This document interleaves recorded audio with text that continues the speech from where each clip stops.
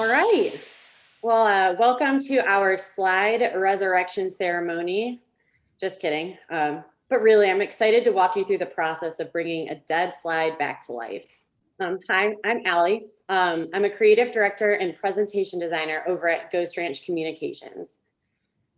I come from a background in advertising and illustration, so I've always had a passion for big ideas and beautiful design. Early in my career, I realized how important strategic thinking was to my design process. Presentation design and the art for storytelling ended up being the perfect way to combine everything I love into what I get to do on a daily basis. As I mentioned, I work at GhostRanch, which is a presentation design agency.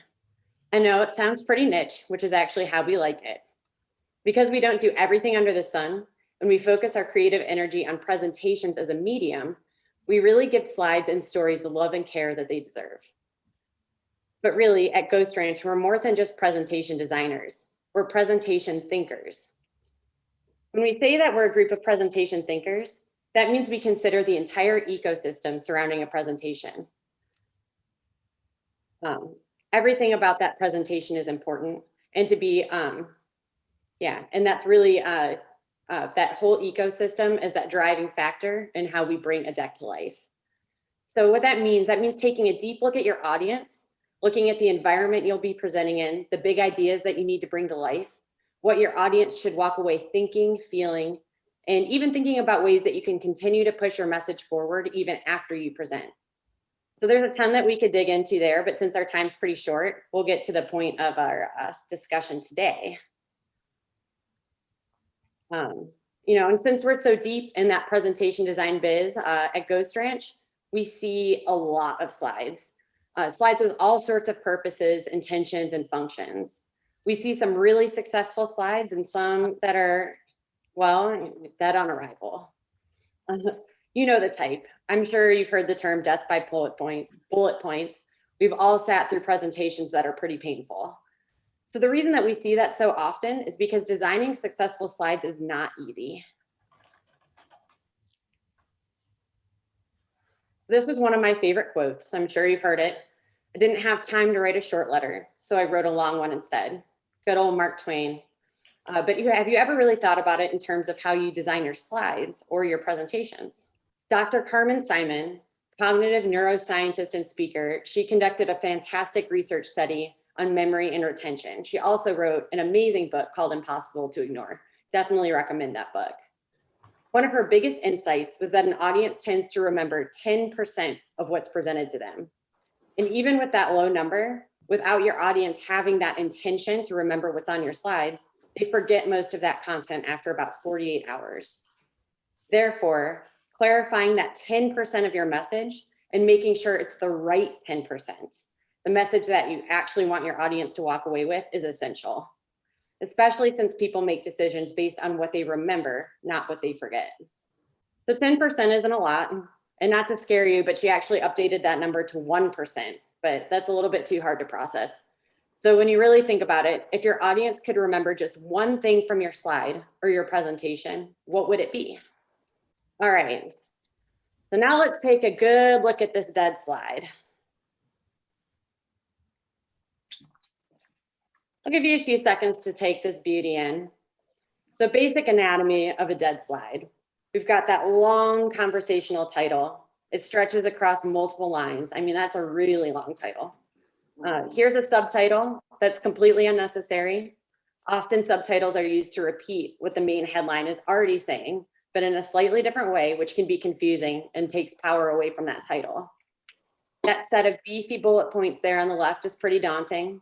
Lots of words, lots to take in. Reading those bullet points will take a good deal of effort, especially if you're trying to listen to the speaker and read them at the same time. We've got a few data visualizations over there. They're compelling, but do you really have the space to understand what they mean or how they're connected to each other? That's a lot of work to ask your audience to connect those dots for you. And you know that quote on the bottom is my favorite, but in the context of this slide, is it really helping to enhance my message or is it distracting? Let's give this dead slide a moment of silence. All right, I know that was a lot. Do you remember anything from that slide? What did that slide mean to you? Probably not much. Of course, every situation is different. Every audience has unique expectations. So the amount of content and detail needed on your slides and in your deck will depend on that. Think of these as loose guidelines to help you drill down into your key takeaway so that you're not giving your audience information overload. Back to that dead slide. Let's go ahead and slice it up. The goal here is going to be to cut through the clutter and get to the key takeaway and what I really want you to walk away with from this presentation. So first, we'll do a content gut check.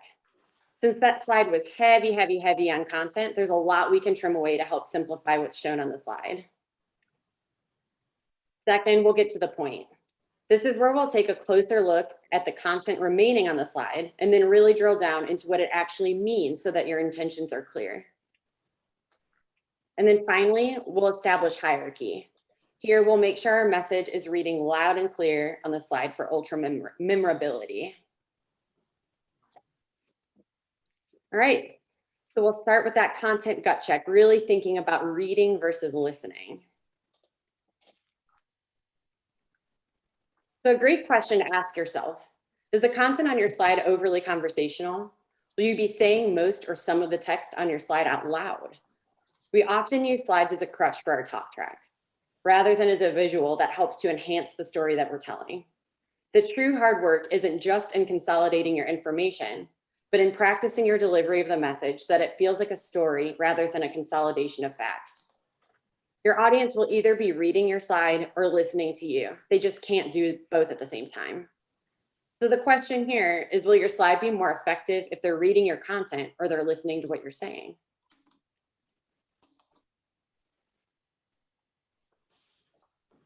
Be concise with your headlines or big statements on your slide. It might feel scary to trim down that much content, but it'll help keep your audience engaged with what you're saying. Here you'll see I've highlighted the information on the slide that feels really important. That bit about having a key takeaway per slide over in the bullets is really supported by that data and information over on the right. And the rest would make way more sense in the talk track than on the slide itself. Okay, now we're getting somewhere. The slide's lighter, but there's still a lot to digest. We definitely didn't need that quote on there, though it's a fantastic quote. It was a bit redundant and can be easily spoken to. Even our nice bullet point was pretty meaty. The story it's telling is actually on the right, and that subhead was just for kicks. So let's dive into how we can express what this information actually means in a way that's memorable. So we'll get to the point and really figure out what we're trying to say on the slide. Here, we'll take those two charts from our slide that are taking up a lot of space, but we're not entirely sure what the information is that we should be walking away with. The data is extremely important. There's no question. You can be. The data is extremely important. There's no question about that. It's time for a dance party. I'll find them and mute them. Go on. Okay, it's fine. Yeah, so this data is all extremely important. There's no question about that. It's not about, not representing the data on the slide. It's just about if it's not clear what the data actually means, it's useless to your audience. So what's the big insight that you can take away from this data and information? So here we're showing that the audience only retains 10% of your message. Then we're showing that it can easily be forgotten after 48 hours. And then to make sure they remember the right information, that you need to focus on one thing at a time. So to sum that up and really, feed the audience what they need to hear, what we're trying to say with all this information is that you need to allow your audience to focus on your big idea for maximum memorability. So now we'll go ahead and take that content that we've drilled into, and we're going to establish hierarchy and emphasize the big idea. So our slide is being about more concise to give focus to your idea so that it's memorable. And so I'm sure you've picked up on this, but that's really what the whole presentation's about. The two graphs are great, but they're not quite as profound in this instance as the bumper sticker visual.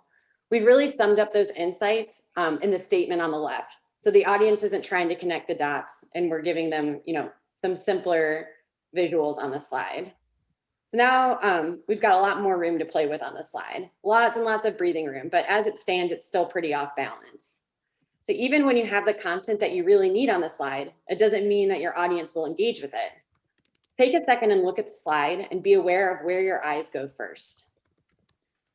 The goal is to guide your audience through the slide in a way that makes sense. So currently that statement in the middle, in the pink, is the focal point in the slide. It's big and it's chunky. It's standing alone. You don't immediately see the connection between the headline, the statement, and the bumper sticker graphic. And while that bumper sticker graphic is a great visual to emphasize our point, by itself, it doesn't represent the whole idea. So we'll need to find that perfect balance between these three pieces of content to really make the idea shine. Here, we'll give that title a nice boost. It's direct and it grabs attention, and it leads the way for the rest of the idea to fall into place. So as it stands, our big idea bumper sticker is pretty small and it's redundant with the statement. It would be much more powerful if it was working together as a system. If we bring the bumper sticker forward and we pull the rest of the message into it, hey, that's a pretty damn good slide. Now you can see be concise and big idea. The rest of the copy is now secondary and gives context around why you need to be concise with your big idea to allow your audience to focus for maximum memorability. The slide's now balanced, it's bold, and it communicates clearly. So here's where we started and where we landed. Two very different slides with the same intentions, but totally different results. The big takeaway here is be concise.